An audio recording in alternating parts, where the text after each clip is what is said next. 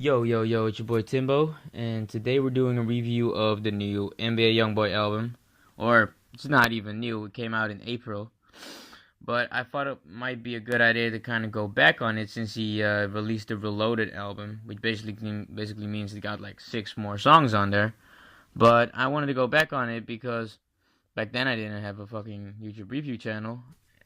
And I think that NBA is an interesting artist, so I wanted to, speak my piece on his album and on him as an artist a little bit in general.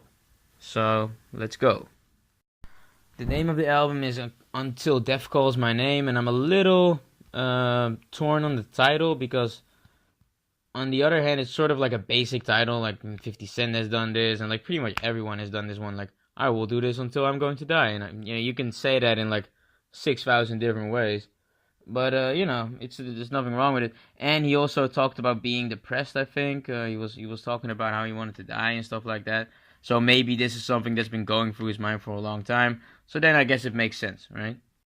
This is his first album, as far as I know. By the way, I think all the projects that he put out before this were mixtapes. Okay, first song is called Overdose. NBA comes out sort of clarifying himself or whatever, saying that he's not a gangster or a killer and that he's just a young dude trying to make it, and blah, blah, blah, blah. Then the song comes on, kind of a grimy beat. Song in itself is kind of underwhelming, ends with some ambulance sirens, and that's pretty much it. Second song is called Preach.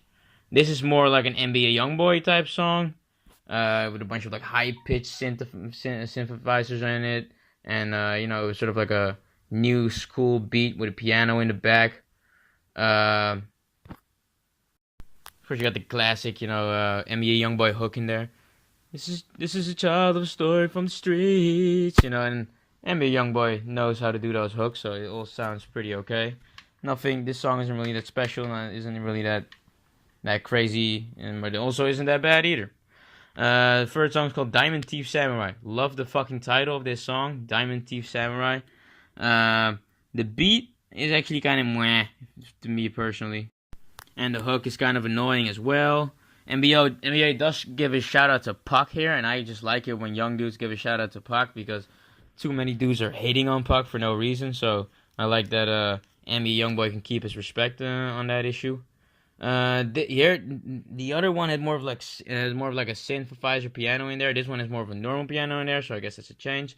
Then Outside Today comes on. This is kind of the banger of the whole album. Good song, but it's kind of just the song that everybody fucks with. Astronaut Kid is this next song. This is also a pretty dope title. The song is kind of wah. Okay. Next song is called We Poppin'. It's with Birdman. This is a really dope, like butter smooth, nice beat. Sounds really expensive. Birdman comes kind of way on there, but he always does, so it doesn't really matter. NBA Youngboy comes really correct on this one. Especially the vocals throughout the entire song. This one is really dope.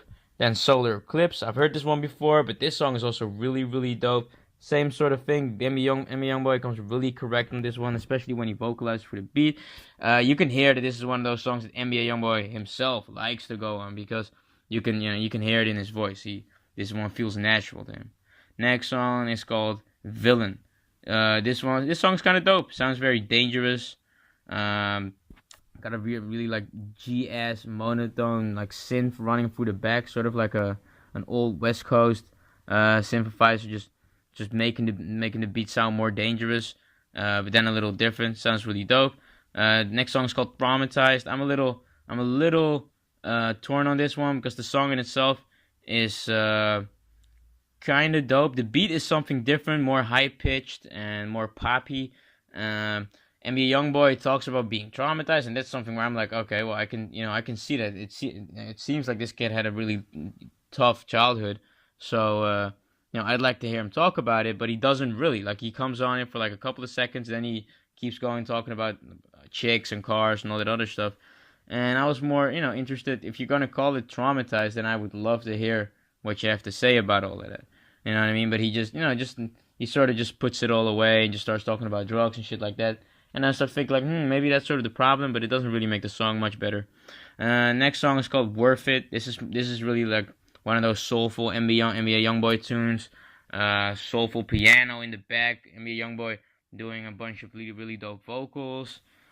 Um, he's asking himself, was it worth it? Was it worth it? You know, so he's sort of going a little deeper on this one. He's going deeper on this one than he went on the Traumatized track.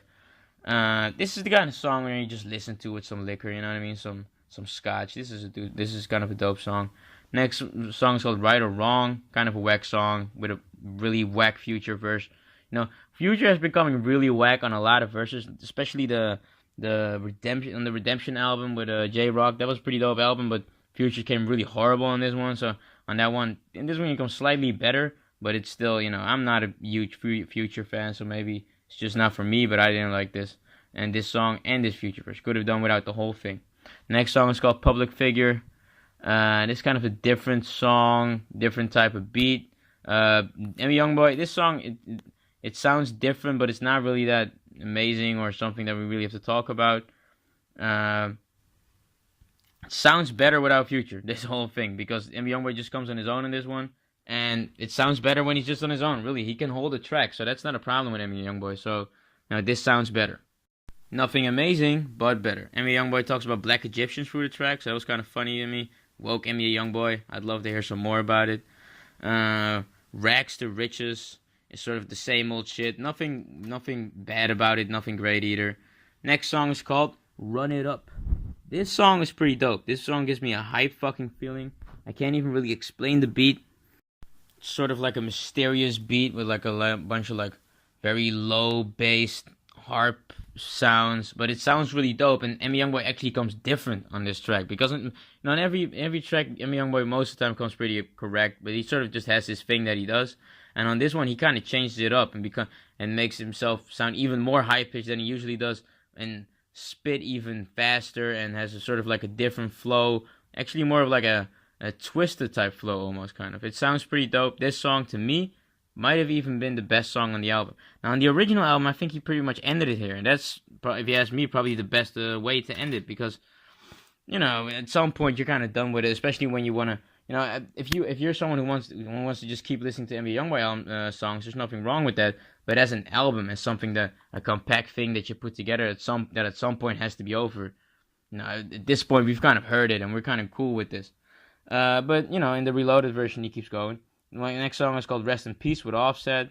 This song is probably a banger somehow, but the song itself to me is kind of basic. Offset does what he's supposed to do, but you know, it doesn't make the song much better, much worse. This is all kind of whatever to me.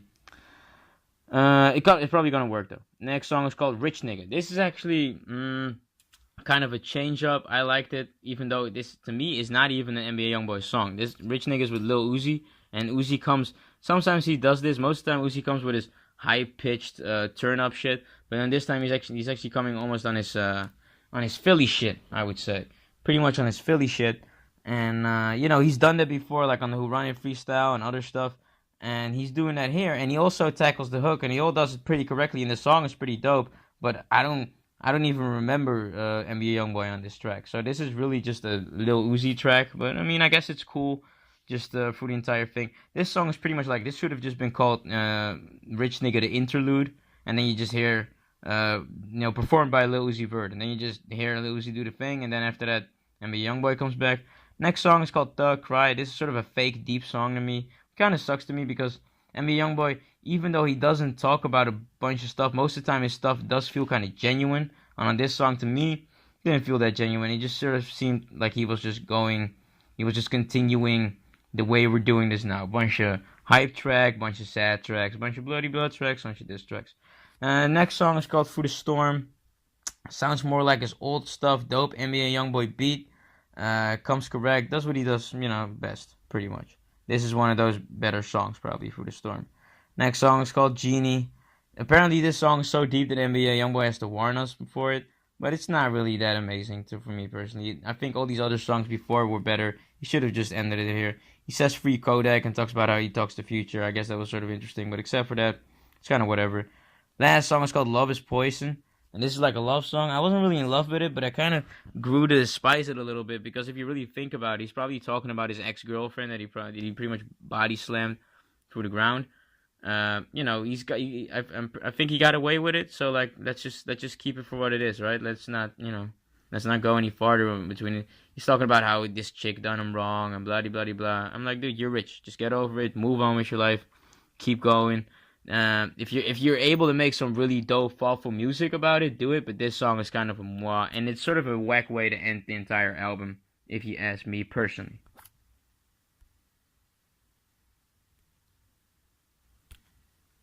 So what do I think about the entire catalog? I mean, what I think is that NBA YoungBoy, if he is able to get himself together and just keep himself composed and doesn't, wow out on everything and everybody, he has a really fruitful career probably. He can really become very rich, make his mom very rich, and have a very successful life.